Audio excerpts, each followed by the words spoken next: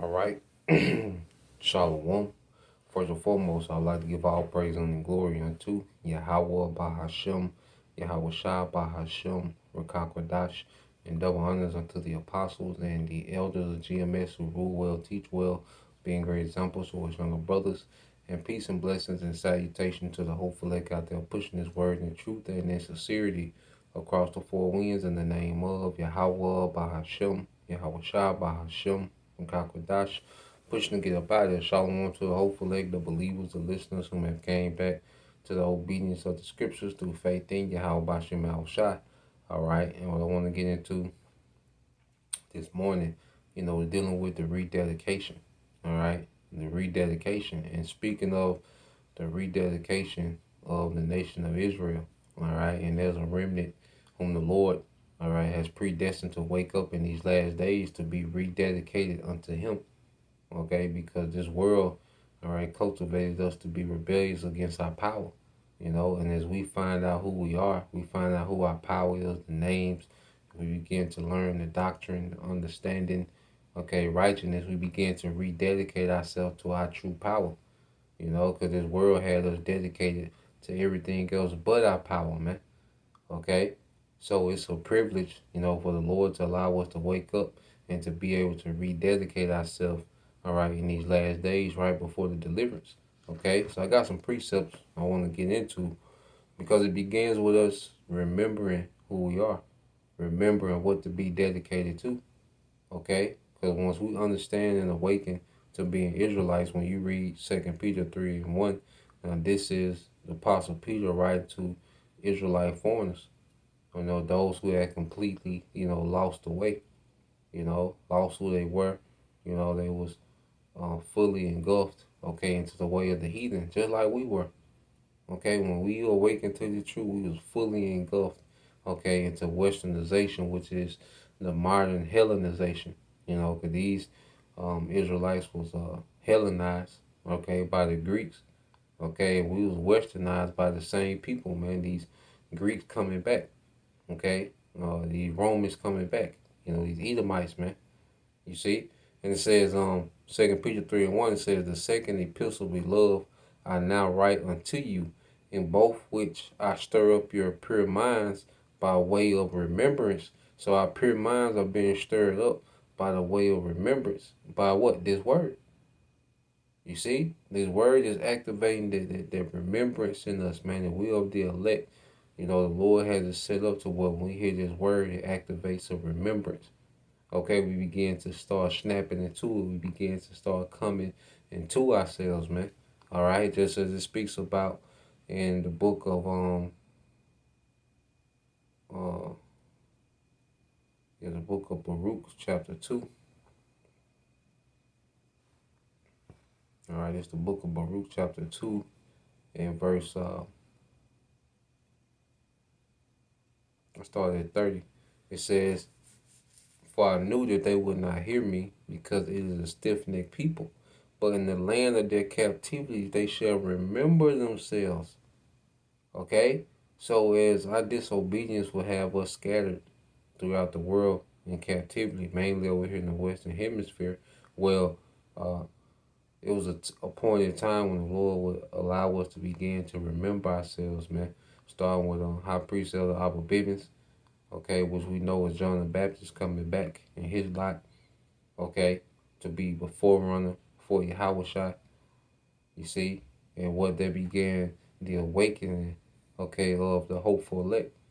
Okay, the hopeful elect began to remember themselves in the lands of their captivity.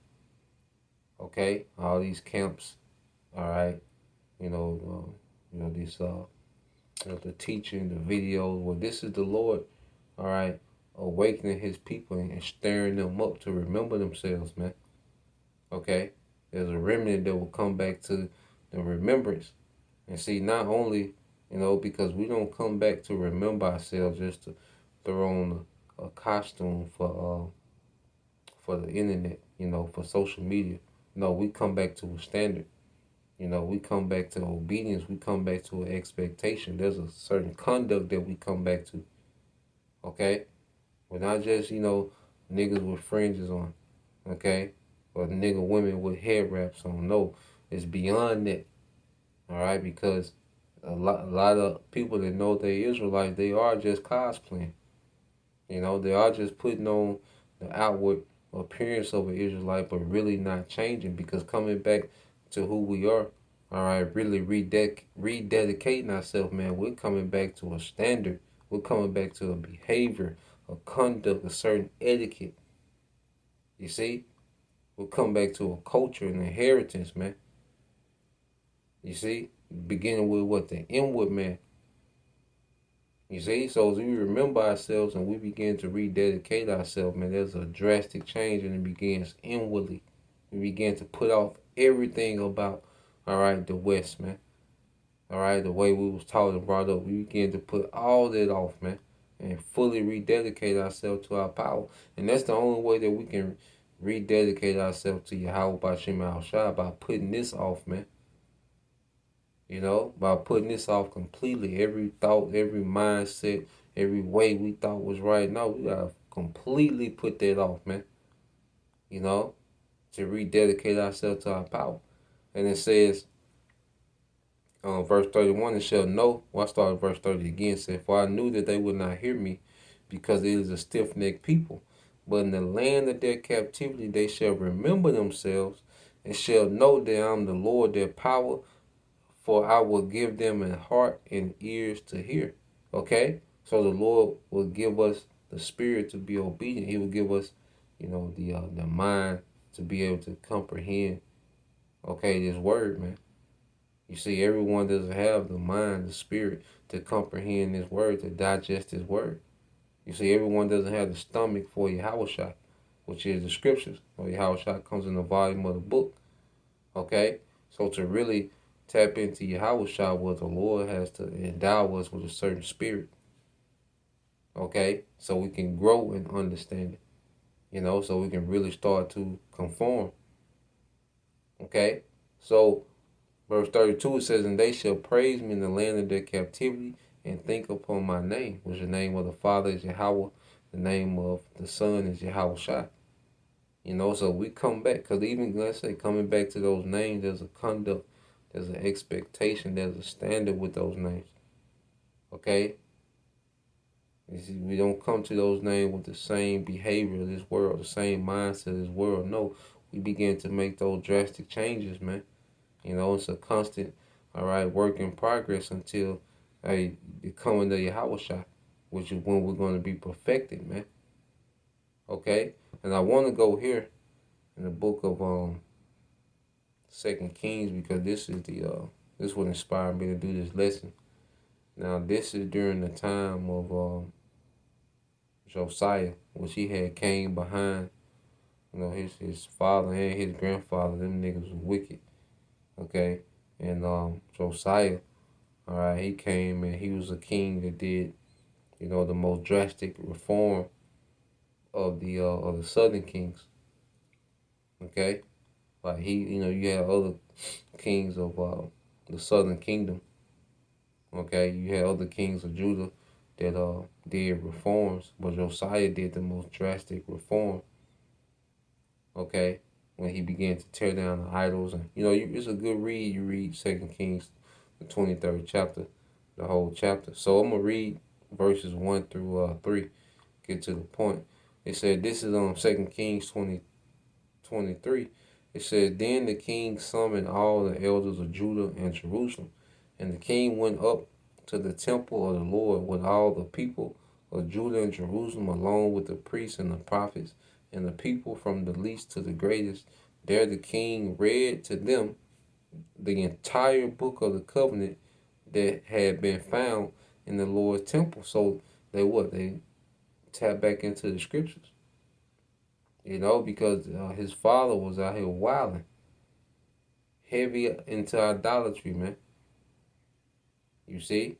But Josiah represented a generation of reform. Just like the elect in this time, we represent a generation that's being reformed for righteousness, man. We're separated from the ways of our fathers and, you know, parents and grandparents. You know? We're separated from them ways and them traditions. okay, that we was brought up in, and we began to reform in righteousness, man, because we was brought up in what a Greco-Roman culture, man. You see, which is a complete rebellion to our power.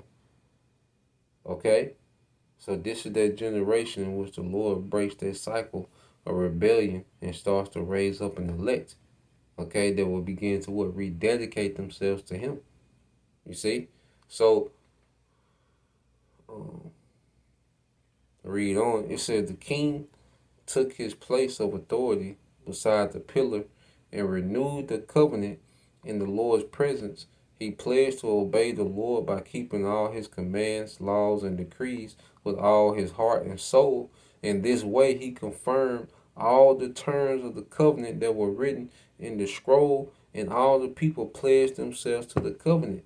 Okay? So this was still, during their first covenant. Okay? And Josiah, he rededicated himself being king.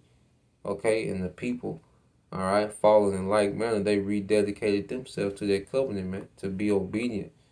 You see, and this time in this grace period, we're pledged to be, to the best of our ability, obedient, man. And to be faithful unto death. Okay? And we begin to live our day. All right, we begin to live day for day to be pleasing to our power. Okay? The Lord has put the Spirit on His elect to rededicate themselves unto Him. Okay? In the world that's completely against righteousness, man, there's a remnant that's rededicating themselves to righteousness of Yahweh Bashim Al Shai in these last days, man. Okay? And let's go here.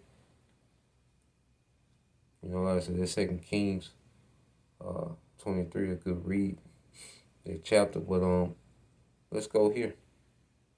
Another one in the book of Baruch. All right, this is the book of Baruch, chapter 4, and verse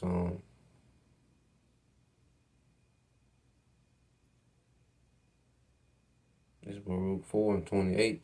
It said, "For as it were your mind to go astray from the Most High, so being returned, seek Him 10 times more." Okay, so as we went astray from our power, and the Lord saw it fit to have mercy and bring us back, man, how much more should we be tapped in? And then our culture is the best culture, man. Our way is the best way. You see, we have the superior way of existing in the earth, man. The law, statutes, and commandments, the wisdom of the scriptures, that's the best way to exist in the earth. And the Lord has to where the elect begin to fall in love with righteousness, man. And that's why this superior way is going to be enforced at the return of Yahushua. Okay, ain't no other way to be outside, okay, of the prescribed, all right, wisdom of Yahweh Bashim Al Shai. There's no other way to exist, man. Okay, and this what this captivity has taught us, man.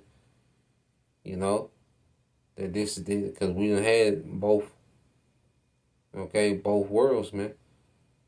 You see, and we see that this way is far better, man. Following the Lord is far better than this madness they call a society, man. Okay?